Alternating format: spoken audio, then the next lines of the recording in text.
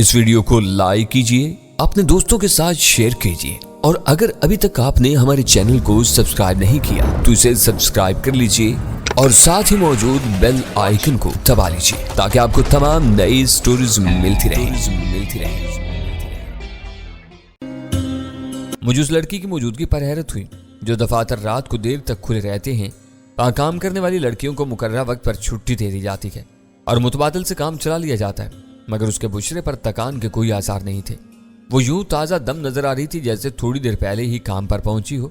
मैंने एक मारूफ अखबार के नुमाइंदे की हैसियत से अपना तारुफ कराते हुए चौधरी अजमत से मिलने की ख्वाहिश जाहिर की, तो उसने अपने सामने पड़े हुए पैड पर कुछ क्वाइफ नोट करने के बाद इंटरकॉम पर किसी से बात की। वो अपने मुखातिब को बार बार बहुत अदब से सर कह रही थी। मुझे यकीन हो गया कि वो बराह रास्त चौधरी अजमत से बात कर रही थी, मगर उसने गुफ्तगू का सिलसिला खत्म करने के बाद मुआज़िद खाना लहजे में बताया कि वुमन सोसाइटी का सरबराह अपने दफ्तर में मौजूद नहीं था। उससे मुलाकात के लिए हमें पहले से वक्त तय करना जरूरी था। उसके बगैर चौधरी अजमत तक रसाई मुमकिन नहीं थी। मेरा अंदाजा है कि आप अभी इंटरकॉम पर चौधरी अजमत साहब से बात कर रही थी। मैंने तल्खी से कहा, नो सर। उसने खुशकल्की से अपना सर हिलाते हुए जवाब दिया, मैंने उनके सेक्रेटरी से बात की थी। अगर चौधरी साहब इतने मसरूफ हैं तो हम भी उनका वक्त खराब करना मुनासिब नहीं समझते। हम अपने अखबार के कारीन के लिए ह्यूमन सोसाइटी के फलाही कामों की कुछ तफसील जानना चाहते हैं। क्या ये मालूमात उनके सेक्रेटरी ही से मिल जाएंगी? वो दफ्तर से निकलने वाले थे, फिर भी मैं पूछ लेती हूँ। ये कहती हुए उसने इंटरकॉम पर बात करने के लिए रिसीवर उठाया ही था कि अंदर से राहदारी में एक तनोमंद शख्स नमूदार हुआ। लड़की ने गहरा सांस लेकर रिसीवर क्रैडल पर डाल दिया। शाहिद साहब जा रहे हैं, आपको कल आना पड़ेगा। अंदर से बरामद होने वाला शख्स खासा फिरऔन सिफ्त मालूम होता था। इंतजारगाह और राहदारी के दरमियान शफाफ शीशे की एक लंबी दीवार खड़ी हुई थी जिसमें से आर पार देखा जा सकता था, मगर शाहिद ने वहां से गुजरते हुए इंतजारगाह की तरफ देखने की जहमत नहीं की। सीधा गुजरता हुआ दरवाजे की तरफ बढ़ गया। मैंने काउंटर पर बैठी हुई लड़की का शुक्रिया अदा किया और वापसी के लिए मुड़ गया। शाहिद पर निगाह पड़ते ही मेरे दिल में नफरत की एक हल्की सी लहर ने सर उबारा था। बाज़ अफराद की शख्सियत ऐसी होती है कि उनसे कोई रब्त ज़ब्त या वास्ता न होने के बावजूद इनसे बुग़्ज़ और कीना महसूस होता है। शाहिद का शुमार भी ऐसे ही लोगों में होता था। चंद सानी कबल उसे बताया गया था कि किसी अखबार के नुमाइंदे उसके बाद से मिलने के लिए आए हुए थे, फिर भी वो हमें बुरी तरह नज़रअंदाज करता हुआ बाहर निकल गया था। बेख्तियार मेरा दिल चाहा था कि बाहर निकलकर उसे गिरबान से पकड़ लिया जाए और मार मार कर बेहाल कर दिया जाए। वो एक इसरारी रूह थी जिसके तहत मैं इस्तकबालिया काउंटर से रुखसत हुआ, मगर चंद कदम तय करने के बाद मुझे एहसास हो गया कि हाथ में कोई सिरा न होने के बावजूद शाहिद से भिड़ना करीने मसलहत नहीं था। चंद मिनट के वक्फे में हमारी वापसी किसी वजाहत की मोहताज नहीं थी। खालिद को अंदाजा हो गया था कि चौधरी अजमत से मुलाकात की हमारी दूसरी कोशिश भी नाकामी से दो चार हो गई थी। उसने हमसे इस बारे में कोई सवाल करने की बजाय पूछा, अभी अंदर से स्याह सूट में कौन निकला था? चौधरी अजमत का सेक्रेटरी था। तुम उसके बारे में क्यों पूछ रहे हो? मैंने कदरे हैरत से सवाल किया। वो अंदर से निकला और अपनी गाड़ी स्टार्ट करते ही हवा हो गया। शायद उजरत में कहीं गया है। हमारी गाड़ी हरकत में आ चुकी थी। मैंने कहा, हो सके तो एक कोशिश कर लो, शायद इसका ताक़ुब बार आवर साबित हो सके। मुश्किल है, खालिद ने अपनी गाड़ी की रफ्तार बढ़ाते हुए जवाब दिया। वो आंधी की तरह गया है, सब सही हो तब भी उस तक पहुंचने की उम्मीद नहीं है। हम खासी देर तक समन आबाद की सड़कों पर भटकते रहे, फिर मुल्तान रोड पर निकल आए। शायद की गाड़ी का दूर दूर तक कोई सुराग नहीं था। मैंने आज तक ह्यूमन सोसाइटी के बारे में नहीं सोचा था। मुझे हैरत है कि इस तंजीम के सरबराह तक रसाई इतनी मुश्किल साबित हो रही है। रास्ते में खालिद ने कहा, अब मुझे भी इसकी ज़ात में दिलचस्पी महसूस हो रही है। वो शहर में नेक नाम था, उसका शुमार मुअज़्ज़िज़ीन में होता था। इस बिना पर उसके असर और सूख की वुसअत पर कोई शुबा नहीं किया जा सकता था। अगर पूरी तहकीक और छानबीन किए बगैर उस पर हाथ डाला जाता तो लाहौर की इंतजामिया में भूचाल आ सकता था। मैंने सोचते हुए खालिद से पूछा, शाहिद के बारे में तुम्हारी क्या राय है? खुद सर बद दिमाग और बदमाश किस्म का आदमी मालूम होता है। उसने बिला तवक्कुफ जवाब दिया, इसके बारे में मेरा तासुर भी यही है। मैं चाहता हूँ कि असल मामलात तक पहुँचने के लिए उसे उठवा लिया जाए। उसे उठवाना कोई मसला नहीं है, ये सोच लो कि उसका रद्द-ए-अमल बहुत शदीद होगा। चौधरी अजमत यहाँ से इस्लामाबाद तक हर एक को हिला कर रख देगा। मैं इतने बड़े फैसले का बोझ नहीं उठा सकता। मैं अभी तक नहीं समझ सका कि ह्यूमन सोसाइटी के बारे में तुम क्या सोच रहे हो। मैं लाहौर में रहता हूँ, लेकिन अभी तक मैंने इनके बारे में कोई ऐसी बात नहीं सुनी जिससे बुनियाद बनाकर इनके खिलाफ कोई कदम उठाया जा सके। मैं भी और कुछ नहीं सोच रहा। मेरे सामने सिर्फ ये बात है कि इनका दामन बिल्कुल बेदाग है। हमारे मुआशरे में ये अनहोनी सी बात है, फलाही सरगर्मियों के इस कदर शफाफ रिकॉर्ड से शुबहात पैदा होते हैं। वो लोग जो कुछ कर रहे हैं इस कदर एहतियात और मनसूबा बंदी से कर रहे हैं कि इनसे मामूल की गलतियां भी सरजद नहीं हो रही। हैरत है कि अब तक किसी ने इस बारे में क्यों नहीं सोचा। तुम्हारे कहने पर मुझे एहसास हो रहा है कि यह नकात काबिल तवज्जो है। खालिद ने एतराफ़ किया। ان پر کام کیا جانا چاہیے، لیکن محض ان نکات کی بنا پر کوئی بڑا فیصلہ نہیں کیا جا سکتا۔ اس کے لیے وقت درکار ہوگا۔ خالد سے میری شناسائی پرانی نہیں تھی، وہ میرے بارے میں بہت کچھ سن چکا تھا، مگر میرے کہنے پر کوئی بڑا فیصلہ کرنے کے موڈ میں نظر نہیں آ رہا تھا۔ میں نے وہ بات وہیں ختم کر دی۔ ایس ٹی ایف میں ہر اسٹیشن کمانڈر اپنی صوابدید کے مطابق فیصلے کرنے کے لیے آزاد اور خود مختار تھا، لیکن اپنے کیے ہوئے فیصلوں کے نتائج کے بارے میں اپنے سربراہ کو جواب دہ تھا۔ غیر تحریری پالیسی سے انحراف کی صورت میں اسٹیشن کمانڈر کا گوشمالی سے بچنا ناممکن تھا۔ ہم ملتان روڈ سے ہوتے ہوئے لائر مال روڈ پر جا نکلے۔ اس دوران میں گاڑی میں خاموشی رہی۔ خالد نے بھی بھانپ لیا تھا کہ اس کا محتاط رویہ مجھے قدرے شاک گزرا تھا، مگر وہ خود بھی اپنی ملازمت کے ضابطوں کا قیدی تھا۔ فرق صرف یہ تھا کہ وہ خالد احمد تھا، اول خان نہیں تھا۔ اول خان کی سب سے بڑی خامی یا خوبی یہ تھی کہ وہ میری کہی ہوئی ہر بات پر آنکھیں بند کر کے عمل کر گزرتا تھا، اور پھر اسے اپنے مشورے کے مضر اثرات سے محفوظ رکھنا میری ذمہ داری بن جاتا تھا۔ یہ ہم دونوں کے مقدر کی بات تھی کہ اس طریقہ کار پر عمل کرتے ہوئے اول خان کو ایک موقع کے سوا کبھی ندامت کا سامنا نہیں کرنا پڑا تھا۔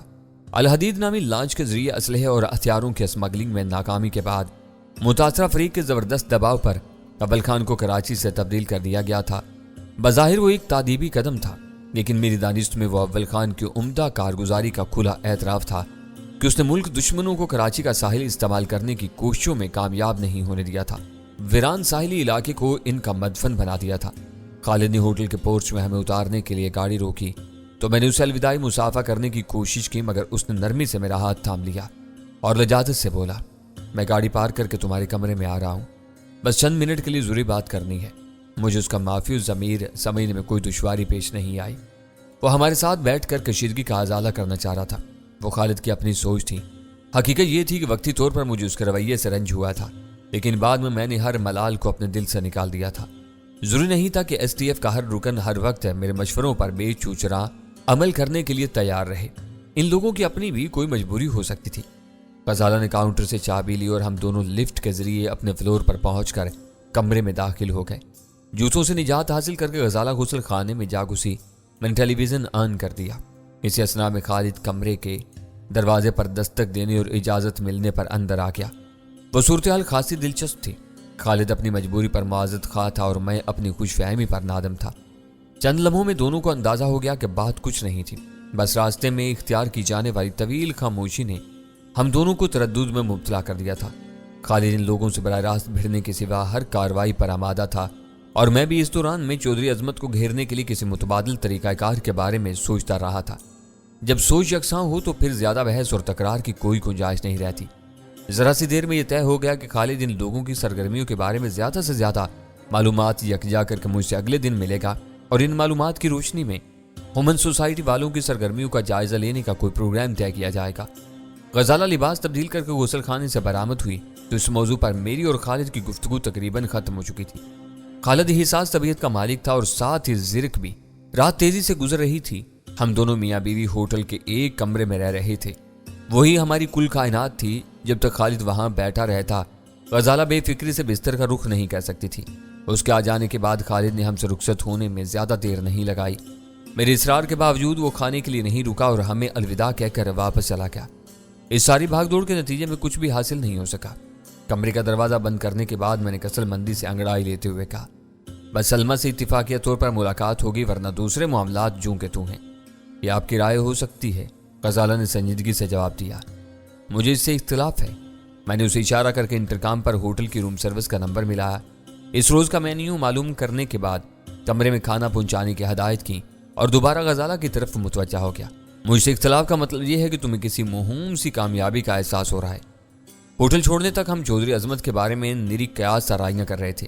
اب ہمیں معلوم ہو چکا ہے کہ وہ واقعی ایک پراسرار شخص ہے جس تک رسائی آسان نہیں ہے۔ وہ سلمہ کا ماموں ہے، مگر خود سلمہ بھی اس کے بارے میں زیادہ نہیں جانتی۔ یہ وہ باتیں ہیں جو اسے مشکوک بناتی ہیں، لیکن آپ نے ابھی تک مجھے یہ نہیں بتایا کہ اس کے بارے میں آپ کے کیا شبہات ہیں۔ ابھی ہر بات غیر یقینی ہے، میں اس کے بارے میں کچھ نہیں کہہ سکتا، میں نے کرسی پر دراز ہو کر کہا۔ خالد پریشان ہے کہ ہیروئن کی تیاری میں استعمال ہونے والا کیمیکل بھارت سے کس طرح پاکستان آ رہا ہے۔ اگر ایس ٹی ایف جیسا ادارہ یہ کھوج لگانے میں ناکام رہا ہے تو طے ہو جاتا ہے کہ یہ کام زبردست منصوبہ بندی اور احتیاط کے ساتھ کیا جا رہا ہے۔ ہیروئن کی کہیں کوئی قلت نہیں ہے، یہ نشہ دستیاب ہے اور اس کے دام بھی معمول پر ہیں۔ इसका मतलब है कि सरहदी पट्टी में कायम कारखानों को वाफिर मिकदार में केमिकल मिल रहा है। ये एक रुख है। दूसरा रुख ये है कि ह्यूमन सोसाइटी के पास ट्रांसपोर्ट के वसी ज़राए हैं। इनकी गाड़ियां नकद और अजनास की सूरत में दूर दूर से बल्कि सही तौर पर शायद सरहदी इलाकों से अतियात जमा करती हैं, जो तवील फासला तय करके सूबा सरहद तक पहुंचाए जाते हैं। ओह मेरे खुदा, गजाला ने मेरी बात दरमियान से काट दी।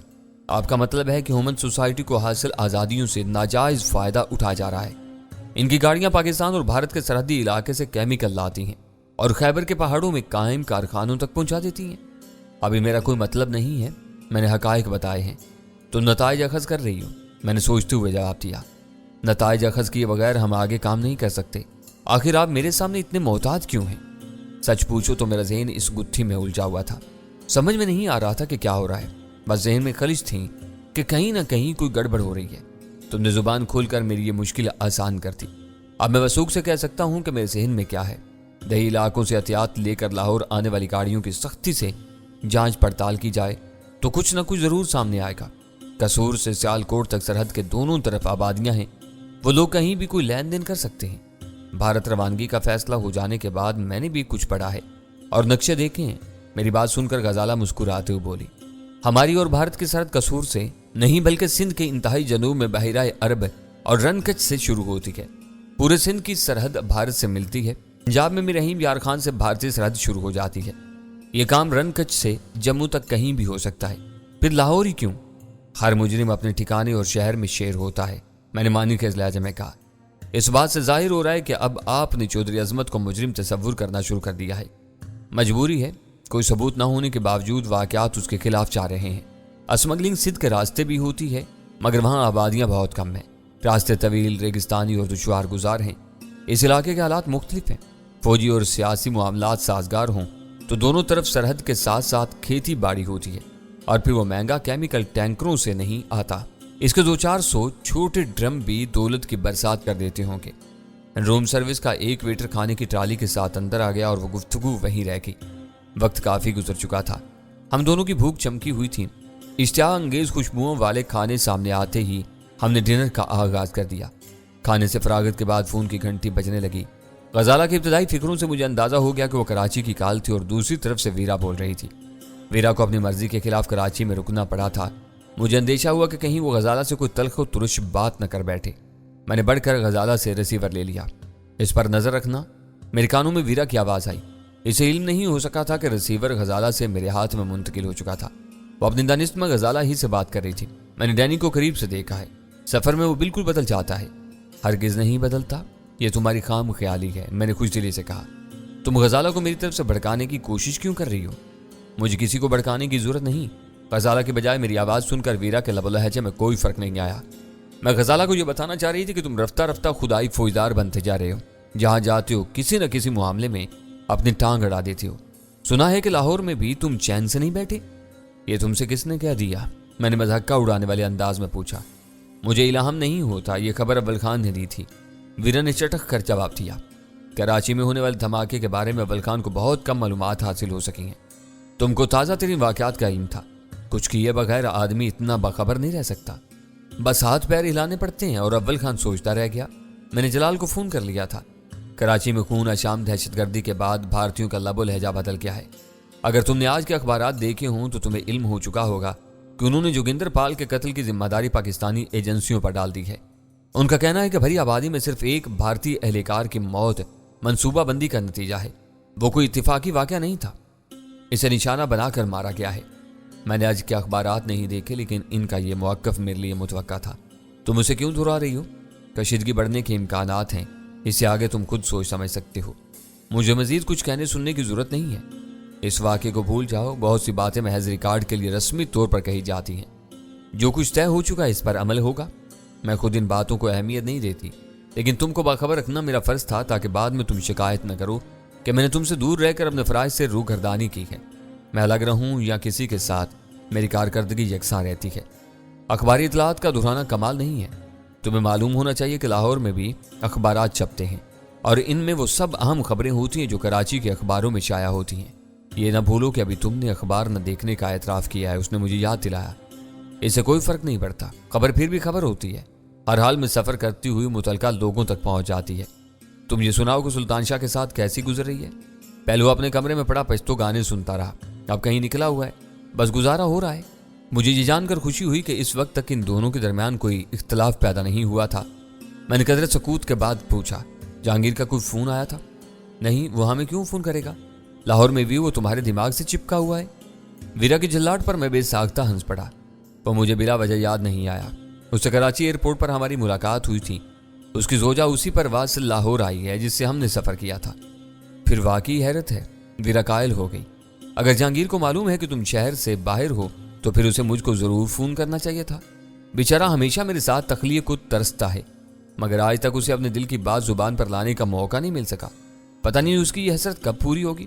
وہ اب بھی کبھی کبھی حیران ہوتا ہے کہ تم ہی بلیک کوئین کے روپ میں اس کے اوسان خطا کیا کرتی تھی۔ اسے کئی بار تمہارے ساتھ بیٹھنے اور پینے کا موقع ملا ہے، لیکن شاید یہی تصور اس کی زبان کا کفل بن جاتا ہے۔ حقیقت یہ ہے کہ وہ تم کو بہت پسند کرتا ہے۔ آزاد خیال اور خوش روح لڑکیوں کے لیے ہر مرد ندیدہ اور دل پھینک ثابت ہوتا ہے۔ تم اسے الزام نہیں دے سکتے، یہی خواص تم میں بھی پائے جاتے ہیں۔ میں نے کنکیوں سے غزالہ کی طرف دیکھتے ہوئے جواب دیا۔ وہ اطمینان سے بستر پر دراز ہو چکی تھی اور ٹیلی ویژن کی طرف متوجہ تھی۔ بظاہر میرا جواب گول مول لیکن ویرا کے لیے واضح تھا۔ اس کی اداس آواز ابھری، یہ پارینہ کس سے ہو گئے؟ تمہیں علم ہے کہ میں اپنے ماضی کو دفن کر چکی ہوں، یہ میرے لیے نئی اطلاع ہے۔ میں نے تمہارے والدین کی تدفین کے بارے میں سنا تھا، آج تم نئی بات بتا رہی ہو؟ تم بہت بے رحم ہو، نشتر زنی پر تل جاتے ہو تو کسی کو معاف نہیں کرتے۔ شاید ہر مرد کو ایسا ہی ہونا چاہیے۔ جہانگیر خوش آمدی ہے، جب وہ بات بات پر کھیسے نکال کر ہنستا ہے تو مردانگی اس کے چہرے سے مفقود ہو جاتی ہے۔ اب وہ خطرناک ہو گیا ہے، اس کا فون آ جائے تو ذرا محتاط رہنا، میں کسی فساد کی بو سونگ رہا ہوں۔ کیسا فساد ہے؟ میرے الفاظ نے اسے چونکا دیا۔ کیا اب تمہیں اس میں بھی کیڑے نظر آنے لگے ہیں یا مجھے اس سے دور رکھنا چاہتے ہو؟ نہ اس میں کیڑے ہیں نہ میں تمہارے بارے میں اتنا فکر مند ہوں۔ بات بس اتنی سی ہے کہ اس بار لاہور میں سلمہ کا ماموں میری نظروں میں آ گیا ہے۔ بات بڑھے گی تو سلمہ فوراً اسے بتائے گی اور وہ تم پر چڑھ دوڑے گا۔ اوہ، اس کے گہرے سانس کی آواز آئی۔ اس کا یہ مطلب ہوا کہ تم وہاں واقعی کچھ نہ کچھ کر رہے ہو۔ تمہارے بارے میں اول خان کی پریشانی بلا وجہ نہیں ہے۔ کل وہ کہہ رہا تھا کہ تمہارا لاہور جانا ٹھیک نہیں ہے۔ کراچی میں رکے رہتے تو تمہاری سرگرمیاں سب کے سامنے ہوتی، وہاں تم بے لگام ہو سکتے ہو۔ وہ عمر میں مجھ سے بڑا اور زیادہ تجربے کار ضرور ہے، مگر میرا سرپرست نہیں ہے۔ اسے سمجھاؤ کہ میرے بارے میں اتنی تشویش میں مبتلا نہ رہا کرے۔ اسے چھوڑو، یہ بتاؤ کہ سلمہ کے ماموں کا کیا چکر ہے؟ تم مجھ سے کیسے بھڑ گئے؟ ابھی بھڑنے کی نوبت نہیں آئی، لیکن آثار اچھے نہیں ہیں۔ میں نے جان بوجھ کر سلمہ کے ماموں کا پیچھا نہیں کیا۔ یہ محض اتفاق ہے کہ میں جس شخص کی راہ پر لگا وہ بعد میں جہانگیر کا ماموں سسر ثابت ہوا۔ ابھی سلمہ اندھیرے میں ہے، بات کھلے گی تو وہ بپھر جائے گی۔ میری پوری کوشش ہے کہ میں پسے پردہ رہوں۔ مجھے یہ بتاؤ کہ تمہیں سلمہ کے ماموں سے کیا پرخاش ہے؟ تم اس کے پیچھے کیوں لگے ہوئے ہو؟ ویرا کی آواز میں تجسس سے امڑ آیا۔ تم بہک رہی ہو، میں اس کے ماموں کے پیچھے نہیں لگا، ایک مشتبہ شخص کے پیچھے لگا تھا۔ اس کے گھر تک پہنچنے میں کامیاب ہوا تو پتہ چلا کہ وہ سلمہ کا ماموں ہے۔ چلو یوں ہی سے، مگر یہ تو بتاؤ کہ اس بیچارے کا قصور کیا ہے؟ ہیروئن کی تیاری میں استعمال ہونے والے اہم ترین کیمیکل کی بھارت سے اسمگلنگ پر اس کی اجارہ داری معلوم ہوتی ہے۔ تمہاری زبان کالی ہے، ابھی تم شبہ ظاہر کر رہے ہو، مگر مجھے یقین ہے کہ تم کوئی نہ کوئی چکر چلا کر اسے اس معاملے میں پھانس دو گے اور وہ بری طرح رگڑا جائے گا۔ میں یہ سمجھنے سے قاصر ہوں کہ لاہور جا کر تمہیں ان سب الجھنوں میں پڑنے کی کیا ضرورت تھی۔ مجھے الجھنیں مول لینے کا شوق نہیں ہے، میں نے ناگواری سے کہا۔ ہم کراچی میں رہتے ہیں اور وہاں ہیروئن استعمال کرنے والوں کے آوارہ غول دیکھ کر پریشان رہتے ہیں۔ خالد نے لاہور کا جو نقشہ کھینچا وہ کراچی سے بھی زیادہ دل دوز ہے۔ یہاں بھی ہیروئن غریب اور مزدور طبقے سے نکل کر عزت دار گھرانوں میں پھیل رہی ہے۔ پڑھے لکھے نوجوان اس نشے کی زد میں آئے ہوئے ہیں۔ یہ سب سن کر کوئی بے حس آدمی ہی غیر جانبدار رہ سکتا ہے۔ میری یہ اطلاع مزید حیران کن ہے کہ تم صرف سنی سنائی باتوں پر میدان میں کود پڑے ہو۔ یہ دیکھنا ضروری ہے کہ سنانے والا کون ہے۔ خالد لاہور کا اول خان ہے۔ یہ لوگ بلا وجہ کسی بات پر فکر مند نہیں ہوتے۔ مجھے ڈر یہ ہے کہ تمہارا چہرہ آئندہ چند دنوں میں نارمل ہونے کی بجائے مزید بگڑ نہ جائے۔ ویرا کی آواز متاسفانہ تھی۔ یوں کھل کر بد دعائیں نہ دو، تمہیں معلوم ہونا چاہیے کہ کبوں کے کوسنے سے ڈھور نہیں مرا کرتے۔ یکجک ویرا کا لہجہ بدل گیا۔ مجھے یوں محسوس ہوا جیسے اسے کوئی بھولی ہوئی بات یاد آ گئی ہو۔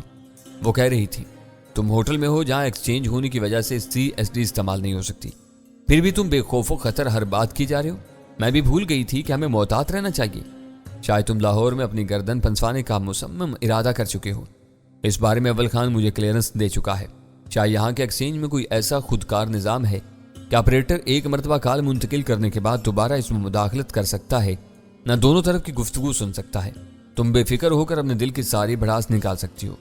اگر تمہیں اور تمہارے اول خان کو اس سسٹم پر اتنا اعتماد ہے تو تم جانو، میں تمہیں یہ بتانا چاہتی ہوں کہ تم ہم کو نظر انداز کر کے لاہور میں اپنی منمانیاں کرنے کے لیے آزاد ہو، تو پھر میں بھی کسی کی پابند نہیں ہوں۔ جو ذہن میں آئے گا کر گزروں گی۔